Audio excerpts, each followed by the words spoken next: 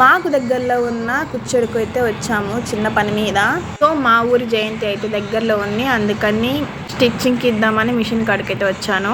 అబ్బబ్బబ్బా ఈ ఎండలు ఏంటండి, అసలు సూర్యుడు ఇంత దారుణంగా కోపం చూపిస్తున్నాడు. సో ఆ కోపానికి తట్టుకోలేక నేను మా బావ బాదం పాలైతే తాగాము, ఒక లెమన్. సో ఇంట్లో వాళ్ళకి కానీ పార్సిల్ చేపించాం. ఏంటి మీరైనా తాగేది, నిహాంత్కి తాపిరా అనుకోవద్దు, నిహాంత్ ఆల్రెడీ తాగేశాడు.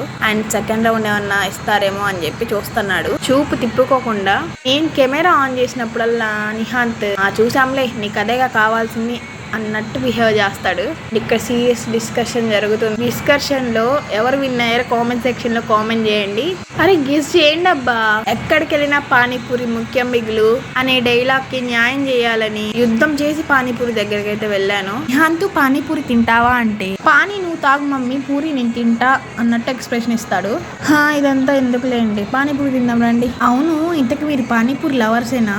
మరి ఎందుకండి కామెంట్ సెక్షన్ లో కామెంట్ చేయరు? కామెంట్ చేయండి, అప్పుడే కదా ఇంకా వీడియోస్ చేయాలి అనిపించేది. ఇలా ఎప్పుడో తీసిన వీడియో ఇప్పుడు లేట్ గా అప్లోడ్ చేస్తున్నా. ఇంకా సండే కాబట్టి నాన్ వెజ్ కంపల్సరీ. ఇక్కడ 3 అవ్వల్ని చూసాను నేను. సో మనం ఆ ఏజ్ వచ్చేంత వరకు బతుకుతామా లేదా అని డౌట్ వచ్చింది. ఇక్కడ మా నిహాంత్ అయితే క్యూట్ ఎక్స్ప్రెషన్స్ తో నవ్విస్తున్నాడు మమ్మల్ని.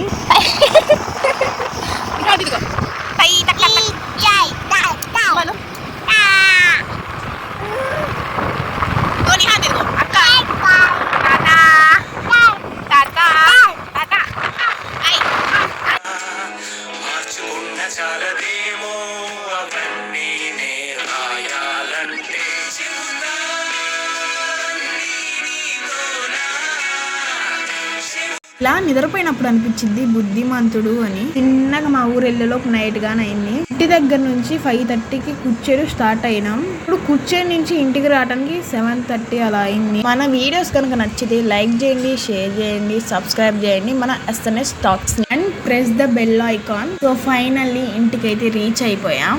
టుడే అవుట్ఫిట్ అయితే ఇది. Love you all, bye bye.